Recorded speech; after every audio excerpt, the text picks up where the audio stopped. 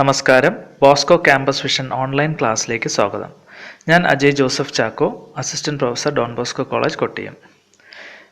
ഞാൻ ഈ വീഡിയോ ലെക്ചറിൽ BBA BCom വിദ്യാർത്ഥികൾക്ക് ഉപകാരപ്രദമായ ടൈപ്സ് ഓഫ് കോസി കോൺട്രാക്റ്റ് എന്ന ടോപ്പിക്കാണ് ഡിസ്കസ് ചെയ്യുന്നത്. ഈ വീഡിയോ ലെക്ചറിൽ നമ്മൾ ഡിസ്കസ് ചെയ്യുന്നത് ടൈപ്സ് ഓഫ് കോസി കോൺട്രാക്ട്സ് ടോപ്പിക്കാണ്. The Indian Contract Act provides for 5 types of quasi contracts, which are as follows. Number 1, supply of necessaries to the person having no contractual capacity or to his dependent. Second one, reimbursement of payment made by a person who is interested but which another person is legally bound to pay. Third one, obligation to pay for non-gratuitous act or service. Fourth one, rights and duties of the finder of lost goods. Finally, liability of persons to whom money is paid or things delivered by mistake or under coercion. Types of quasi contract ഒന്നാമത്തേത് നമുക്ക് നോക്കാം. Supply of necessaries to the person having no contractual capacity or to his dependent.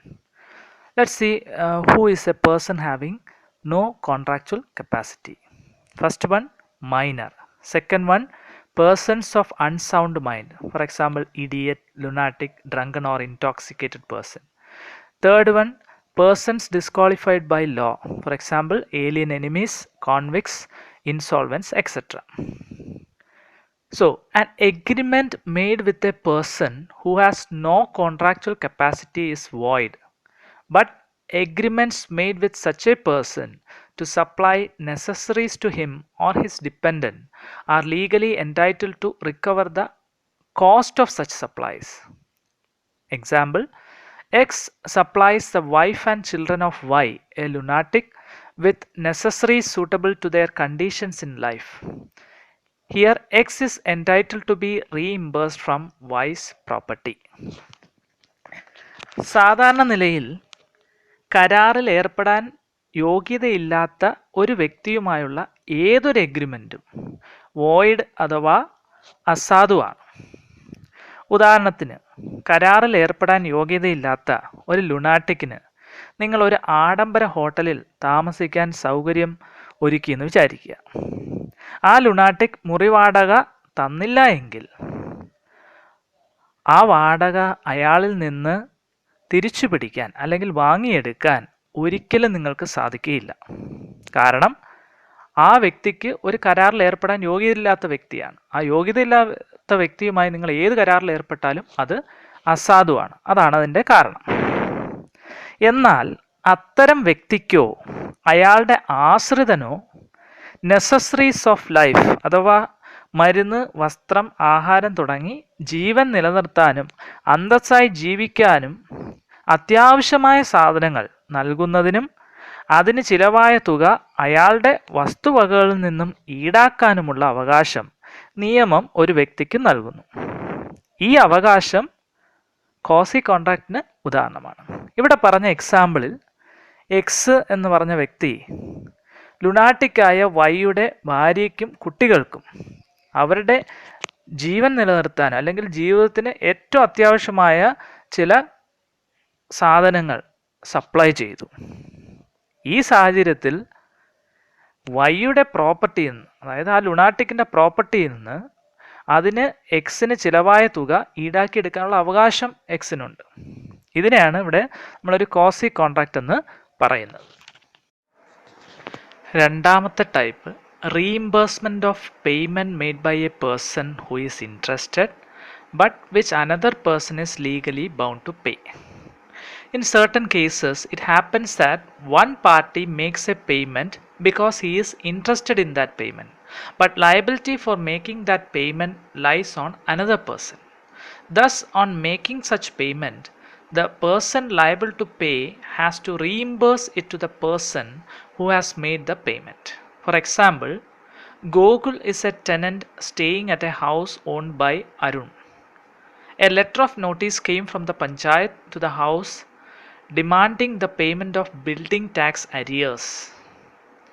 Gokul paid the tax arrears which Arun is legally bound to pay to avoid the inconveniences which might affect him.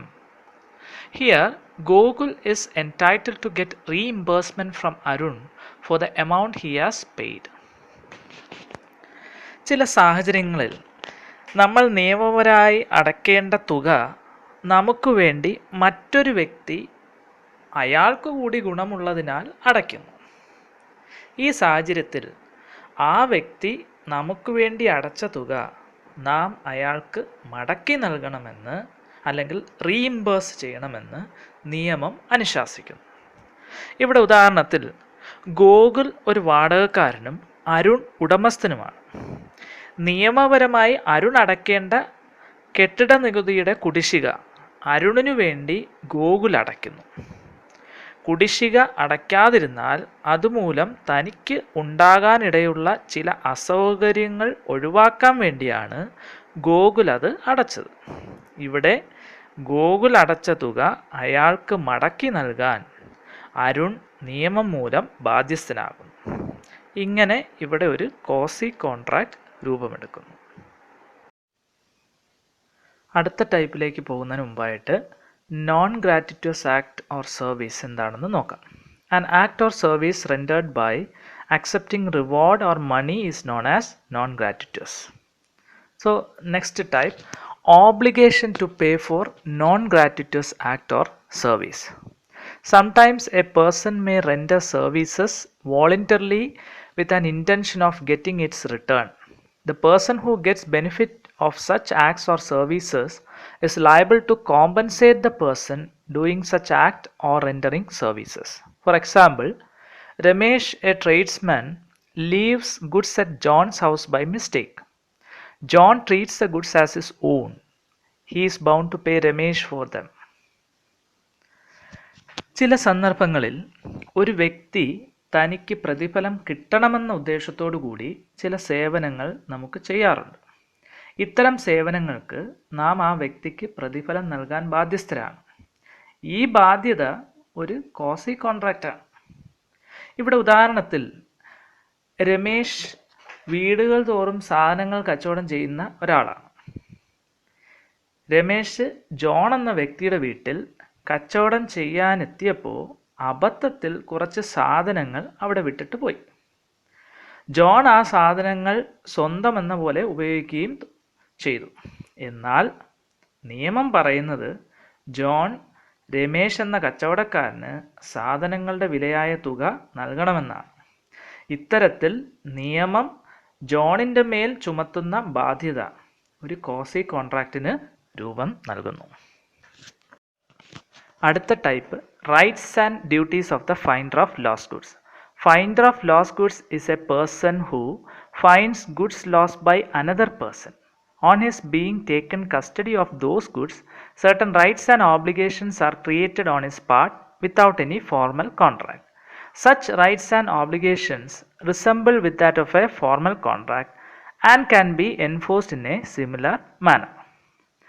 Example, Rahul found a gold ring on the pathway and he picks it up and took it into his custody. Rahul is now legally bound to find the gold ring's true owner and return it to him. അതായത് മറ്റൊരാളുടെ കളഞ്ഞുപോയ അല്ലെങ്കിൽ നഷ്ടപ്പെട്ട സാധനങ്ങൾ കണ്ടെത്തുന്ന വ്യക്തിയെയാണ് finder of lost goods എന്ന് പറയുന്നത്. അത്തരത്തിൽ കണ്ടെത്തുന്ന സാധനങ്ങൾ കൈവശം വയ്ക്കുമ്പോൾ നിയമം ചില അവകാശങ്ങളും ബാധ്യതകളും ആ വ്യക്തിയുടെ മേൽ ചുമത്തുന്നു. ഈ ബാധ്യതകൾ സാധാരണ ഒരു കരാറിൽ എന്ന പോലെ തന്നെ ആ വ്യക്തി നിറവേറ്റേണ്ടിയും വരുന്നു. ഇവിടെ പറഞ്ഞ ഉദാഹരണത്തിൽ രാഹുലിന് വഴിയിൽ നിന്നും ഒരു സ്വർണ്ണ മോതിരം കളഞ്ഞു കിട്ടുന്നു. രാഹുൽ അത് എടുക്കുകയും കൈവശം വയ്ക്കുകയും ചെയ്യുന്നതോടെ അതിൻ്റെ യഥാർത്ഥ ഉടമസ്ഥനെ കണ്ടെത്തി അയാളെ ആ മോതിരം തിരിച്ചേൽപ്പിക്കേണ്ട ഉത്തരവാദിത്തം അല്ലെങ്കിൽ ബാധ്യത നിയമം രാഹുലിൻ്റെ മേൽ ചുമത്തുന്നു. ഇങ്ങനെ ഇവിടെ ഒരു കോസി കോൺട്രാക്റ്റ് രൂപം കൊള്ളുന്നു. അഞ്ചാമത്തെ type, liability of persons to whom money is paid or things delivered by mistake or under coercion. Coercion എന്താണെന്ന് നോക്കാം. Coercion is the implied use of some kind of physical force by doing some act forbidden by law to seek the consent of the other party. So, where the person has delivered some goods or has made payments of money to another person, either by mistake or under coercion, such person is under legal obligation to return it to the person delivering. For example, Ashok and Bhaskar jointly owe rupees 10,000 to Deepak. Ashok alone pays the amount to Deepak, and Bhaskar, not knowing this fact, pays rupees 10,000 over again to Deepak. Now Deepak is bound to repay the amount to Bhaskar. ഒരു വ്യക്തി മിസ്റ്റേക്കിലൂടെയോ കോഴ്ഷനിലൂടെയോ പൈസയോ സാധനങ്ങളോ മറ്റൊരു വ്യക്തിക്ക് deliver ചെയ്താൽ അല്ലെങ്കിൽ നൽകിയാൽ കിട്ടുന്ന വ്യക്തി അത് നൽകിയ വ്യക്തിക്ക് തിരികെ നൽകാൻ ബാധ്യസ്ഥനാണ്. ഈ ബാധ്യത ഒരു കോസി കോൺട്രാക്റ്റാണ്. ഇവിടുത്തെ ഉദാഹരണത്തിൽ അശോകും ഭാസ്കറും ദീപക്കിന് 10,000 രൂപ കൊടുക്കാനുണ്ട്. അശോക് 10,000 രൂപ ഒറ്റയ്ക്ക് ദീപക്കിന് കൊടുത്ത് കടം വീട്ടി. ഇതറിയാതെ ഭാസ്കറും 10,000 രൂപ ദീപക്കിന് നൽകി. ഈ സാഹചര്യത്തിൽ ദീപക്കിന് ഭാസ്കറിൽ നിന്ന് അബദ്ധത്തിൽ അല്ലെങ്കിൽ ബൈ മിസ്റ്റേക്ക് ലഭിച്ച 10,000 രൂപ മടക്കി നൽകാനുള്ള ബാധ്യത നിയമം അയാളിൽ ചുമത്തുന്നു. ഈ ബാധ്യതയാണ് നമ്മൾ കോസി കോൺട്രാക്റ്റ് എന്ന് പറയുന്നത്. ഇന്ത്യൻ കോൺട്രാക്റ്റ് ആക്ടിൽ 5 തരം കോസി കോൺട്രാക്റ്റുകളെ കുറിച്ചാണ് പ്രതിപാദിക്കുന്നത്. ഈ വീഡിയോ ലെക്ചറിൽ നിന്നും നിങ്ങൾക്ക് അവ മനസ്സിലായി കാണുമെന്ന് ഞാൻ വിശ്വസിക്കുന്നു. കൂടുതൽ വിവരങ്ങൾക്കും ക്ലാസ്സുകൾക്കുമായി ഞങ്ങളുടെ കോളേജിൻ്റെ യൂട്യൂബ് ചാനലായ ബോസ്കോ ക്യാമ്പസ് വിഷൻ സബ്സ്ക്രൈബ് ചെയ്യുക. Thank you for listening.